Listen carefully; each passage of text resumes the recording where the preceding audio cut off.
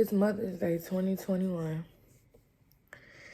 and it's the Monday morning after Mother's Day 2021, and I can't sleep because there's a 20-year fight with my mom that has been going on that I don't know how to make my way out of. I just downloaded or put on audiobooks, Mothers Who Can't Love. And I listened to the opening. And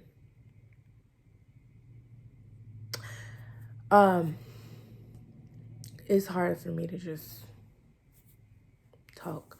But because I'm embarrassed. Very embarrassed to even be talking about this. But it's an outlet. I just realized that the more I talk to Black women, especially in my generation, I'm 31, the more I talk to Black women, the more I notice that we have in common these certain traits and these certain shortcomings. I ain't gonna call them flaws or shortcomings. And as I talk to more and more women, I am realizing that our mamas had a lot to do with that. Unloving moms or half-loving moms or abusive moms or moms who control and manipulate. And so I've been in the pandemic hit last year. I didn't do well by myself, literally just being alone by myself. And so I started therapy, and I've been in therapy for a year, and it has been a lot of help, a whole lot of help. I learned all types of tools that help me navigate through all types of situations. But for some reason, I just can't get this situation under control. And I went to therapy thinking, all right, I'm going to go in here. I'm going to learn how to control my temper, control my emotions, control my moods. Therefore, I am able to carry a healthy relationship with my mom. In hindsight, I realized that's putting the whole responsibility of the relationship on me. And so I went into therapy to do that. I am now a year later. I am in every other area of my life. I am feeling amazing. But what therapy did, weirdly enough, was just make me realize that I can't have a relationship with my mom. It's impossible. And it's impossible because she is who she is. And she's going to consistently be her overstepper. She oversteps all boundaries. She doesn't have boundaries of her own. When she's upset, she doesn't communicate. She doesn't talk. She leads with anger. She's pissed. She's upset. She's passive aggressive. She never opens her mouth and says, hey, I have a problem with this. Can we talk about how this cannot happen again? How can we know? I'm 31 years old. She's going to talk to you any kind of way. She's going to treat you in any kind of way. She's going to say very mean things with no consideration of anybody's feelings except for her getting whatever's on her chest out. But I'll get back to that later. For me, let me just tell you how having an unloving mother has showed up for me.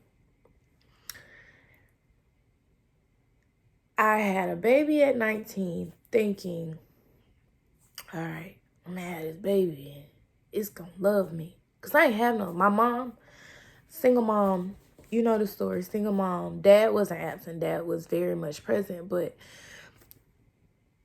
and I'll detail all this stuff later, but just in summary, they were divorced. So I have a household. I have to be one person here. I have a household. I have to be one person here. My mom has all of the terrible things to say about my dad. And so this is my dad. This is someone I idolized naturally as a little girl. So you go to a woman and you hear her talk and say these things. After a while, I began to take them on. So I started to see my dad like that. And I would go to his house and literally just disrespect him and his wife in ways that a child can. I wasn't doing anything really crazy, but I just resisted. I resisted them as people. I resisted their authority. I resisted their marriage. I resisted all of it. And I don't even think I brewed that up as a child. I think my mom's constant oversharing of the failed of her marriage to my dad and what he did and what he didn't do, which are conversations you don't have with a child. I think the oversharing tainted my view and made me decide I'm going to be a little fighter jet for my mom and go over there and just disrespect and be how I want to be. And whatever the case, let's say now, my dad has had his flaws. We're all parents. We make mistakes. But my dad has never not loved me. My dad has never not respected my boundaries. My dad has never not made me feel like less than a person or a human or less deserving because I had flaws. So all of the things that I experienced that a lot of other women experience, it's hard to maintain relationships with people, friends, males, men, husbands, boyfriends. It's hard to maintain with people. We're always angry. We're always leading with anger. We don't know how to be hurt. We don't know how to be feminine. We don't know how to be soft. Because our mothers didn't show us and our mothers didn't allow for that. I don't think I heard my mom say I love you that I can recall until I was 18 and something really bad, 19, something really bad had happened and she got nervous and scared. She thought something was going to happen to me. At that point, she expressed it. She never says it otherwise. So let's say from the age 19 when I had my son till now, she's been consistent with her unloving manners, her meanness. Just for instance, and I have a piece of accountability in this that I'll get into later. I am in Columbus, Georgia at a house that she told me to live in because she has a house in Florida. My mom makes very great money. She's able to help and provide and has always been obliged to everyone around her. In the past, she has used those same resources to manipulate me and to put me under her thumb so she can have more control and say so in my life. So anything I do now that involves her is always like, Again, a year after therapy, it comes down to, it has to be all or nothing. And I choose nothing. I don't choose the all. I don't choose the partial. And I can't go with the that's your mama narrative that people like to push because it is my mama. And unfortunately, we don't get to choose and we don't all get great moms. And so I just this morning, that's where I was going with my point. Just this morning, I got a text message. So, real quick story. She told me to come to this house. She called me maybe 3 weeks ago. I've had a recent surgery here. So, I had a spinal surgery in March. She called me a few weeks ago. Mind you, I wasn't talking to her, period. Another day. So she called me a few weeks ago. It's basically like, I'm not coming back to that house. Do what you will with it. Redecorate it. Straighten it up. Whatever you want to do. I always forget that I'm dealing with an unhealthy person. So a healthy person says that. And she says things with much ambiguity. She doesn't give you any specifics. So I listened. I complied. I started cleaning out cabinets, all types of things, because it's a lot of stuff in this house. And so since she said she wasn't coming back, let me just clean it up now while I'm off work, while I have nothing else going on. So she comes here this weekend. She decides out of nowhere she's going to come here this weekend. So she comes this weekend. She gets here at 3 o'clock. By 7 o'clock, I am full. When I say I am full, which I will say a lot, I am full of whatever nasty energy that she wants to give to me. So by 7 o'clock, I go stay at a hotel. So keep in mind, I'm an adult now. I can't be under your thumb. I can scram. I close on a house here on Friday.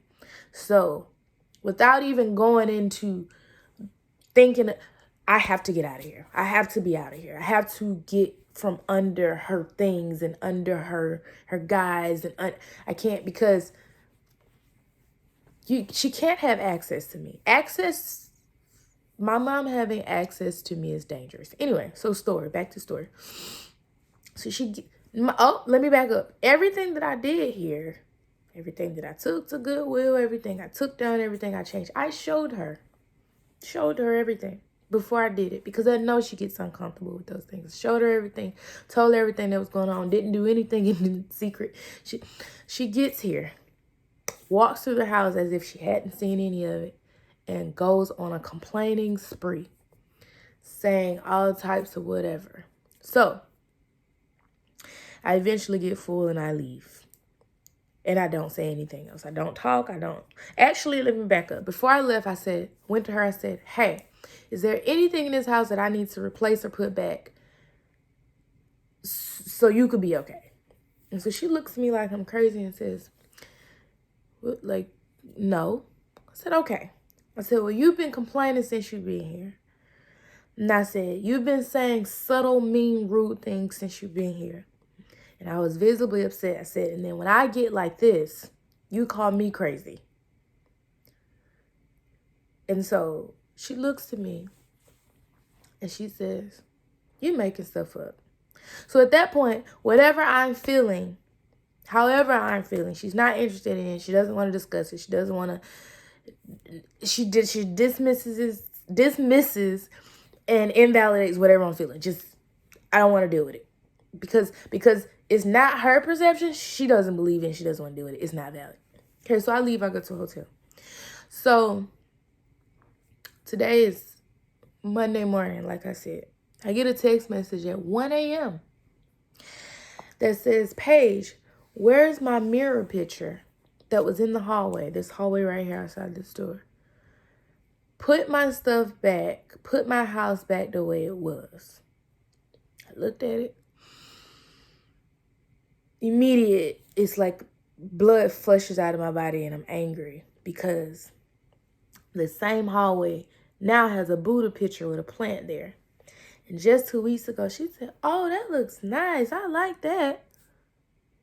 And here we are later, and it's like none of that ever happened. She said none of that. And I always have to keep in mind now that I'm dealing with someone who's very unwell. Because although my mother, I've had the tendency to, like most people, assume that their parents are well balanced and well thinking, adults. So when I seen that, knowing that she had just said everything she said, the do what you will, clean up the house, redecorate, blah, blah, blah, blah. And she saw everything. And she said she liked this. And it was okay. And then when she actually comes here, it's like none of that existed. I had to step back. I had to reevaluate and say, am I crazy? I always start with, am I crazy? I don't start with that much lately because I'm not fucking crazy. Excuse my mouth. I'm not crazy. I did what I was asked to do. So I responded back. I am not going to discuss putting back blah, blah, blah, blah, or do anything else in your house. I said, I tried to discuss that with you Friday and I was dismissed. Also, please don't text my phone after 9 p.m. with drama. It is very inconsiderate, rude, and I don't know the last part I said, but I know something along inconsiderate, rude, and I don't know. It was just another way probably to say inconsiderate or rude. But it wasn't anything. I didn't get out of character or anything. And then I blocked her phone number because, as I've said, my mom is going to be consistently her. I'm sure after she got that, she wrote 1,200 paragraphs. I don't read her paragraphs. They're not nice. They're not helpful. They're not positive. They're not trying to solve anything. All she knows how to do is fight. And that's what she does. She fights. A lot of my mother and a lot of other mothers I know are single black moms. They don't really have a necessarily life of their own. They can't get a mate or keep a mate because they're always dissatisfied. And so they snuggle themselves in your business and in your life and try to control everything, and then take it personal when you don't do exactly what they think you should do with your life. Be that as it may, be that as it may, your life, what your decisions are perfectly fine. You're making the strides. You're going to college, getting your education. You're doing what you're supposed to do for your life, but some kind of way she's offended. Well, my mom at least is offended because she doesn't get to pull the strings. And so as of today, I'm done. I'm done. It's impossible. And it's impossible because as I move through therapy more, we peel back layers, and we peel back more layers, and we peel back layers. I realized that all of my torment, all of my anger, all of my fighting, all of my fire, all of my dysfunction within relationships, within life, have stemmed from my upbringing up under my mom. If she was sitting here next to me, she'd deny. In her mind, I raised myself and decided to be the way I was because I just wanted to be mean and hateful. I did that just because I chose to. But the truth is, I literally was mimicking what I saw growing up. My mom's family is super dysfunctional. They fight. They're still fighting. They don't get along. They talk about each other to death. They don't hug. They don't greet. They walk into a room with each other. The way, even the tone they carry with each other is almost like bickering. They don't talk to each other. And so, some kind of way, a person raised in that family is supposed to be the complete opposite. So, all of my cousins, men and women on that side of the family, have mental health issues. Some of them admittedly, which are the ones who can do something about it, and some of them, they're just going to self-destruct. And it's directly from the upbringing. And I've mentioned therapy and counseling to my mom on several occasions. She refused. She asked me this morning would I like to go to counseling with her so we can get to the root of the problem, as if it was a bright idea of hers. Yesterday morning, I was open to it. So yeah. I'd love to do that. Just to see. When she sent that text message to me at 1 a.m., the tone of the message was same tone I've experienced since I was a child. It's a nasty tone. She starts off with my name, Paige. Whenever she has a problem with me, that's how she says my name too, out loud. But that's how she writes messages. After I got that message, I don't even think it's worth the energy to go to counseling. I don't think it's worth the energy to rekindle or improve. I don't see a purpose because, as I said, people are who they are. My mom is almost 60 years old. I have no high hopes. I have no high hopes for her being any different than she is. None. Zero high hopes. And the truth of the matter is, when I don't talk to her, and when she's not a part of my day-to-day, or when I'm upset with her and I've kind of put her on restrictions from me, I experience perfect peace. I have peace. And so when I was able to swallow that part, that I'm gonna have peace without her, and not feel bad about her being my mom and blah, blah, blah, blah, that stuff. People have been guilting me into accepting her abuse for 2 decades. And so I had to realize also that this is my situation. This is my mom. I'm going to have to lead the way with this. I'm going to have to make a decision for my life. Because she doesn't respect me as an adult. She doesn't care about my feelings. She doesn't care about my mental health. She doesn't care about as far as I'm concerned, she doesn't care about if I live or die. We'll talk about that story another day. But she doesn't care if I live or die. And you know what? That's what I'm going to pick up next time. A rebirth of mine 2 months after I had my son. And why I know she doesn't care if I live or die. Truth of the matter is, I think my mom hates me. And I think she's conflicted with the idea of hating me. I don't know why she hates me. I don't care. But I do know what it means to love someone and how that looks. Because I have plenty of love in my life. Don't get me wrong. I do know how that looks. And it don't look like this. So, the opposite of love is not necessarily hate.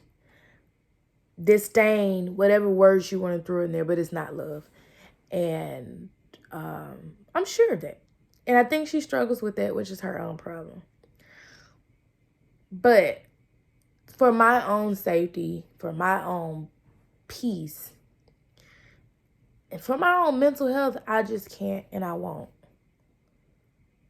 And I'm not going to let anybody else make me feel bad about it. I'm not going to let anybody else direct my idea of mommy and what mommy should be and how I should just sit back and be a punching bag. Sit back and take her abuse because she had you. Sit back and deal with however she is because she had you and because she's helped you in this way or that way. My mom uses help as a manipulation tool. My mom uses help. I was sleeping in my car.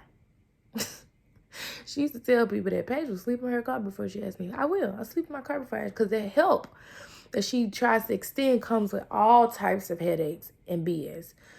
So you don't want it. I like my peace. My peace is invaluable. And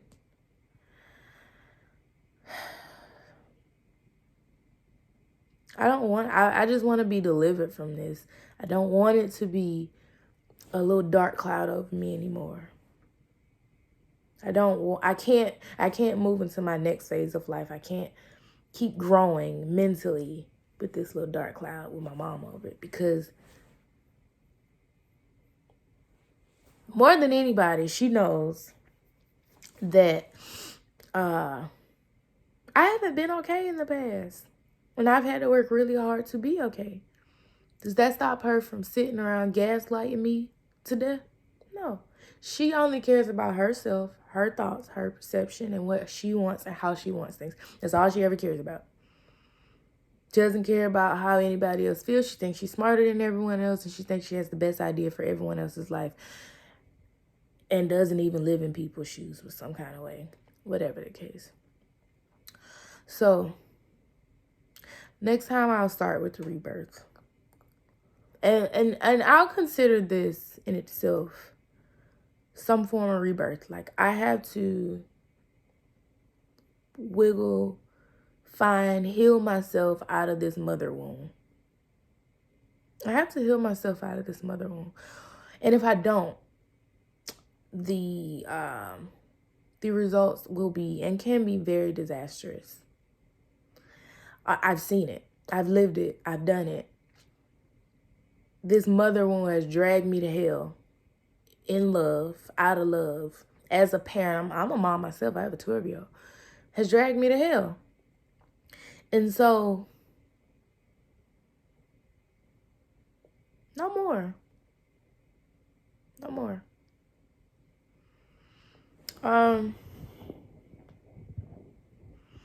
Used to be when I would say no more, or I'm not doing it anymore, I would feel a little hint of, damn, that's fucked. No. I don't even feel that. I'm just, no. No, I don't allow anyone else in my life to talk to me like that, to treat me like that, to have access to do things to me like that. If a person in my life comes along and they're that quote unquote toxic, you just roll them right on up out of here. So she's a human. She does not get an exception to the rule anymore.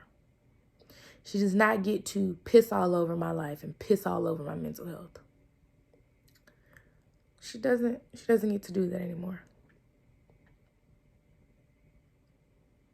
And yeah, that's it. I have nothing else. What this is supposed to be was a video diary.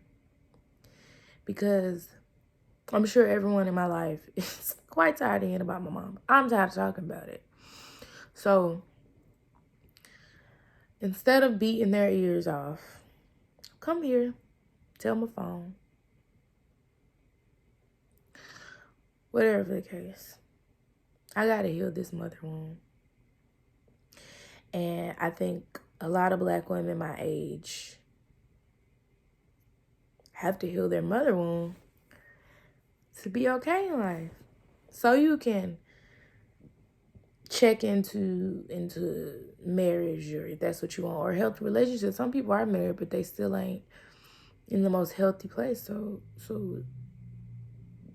sometimes when we can't figure out what's wrong with us, it's right there in our face.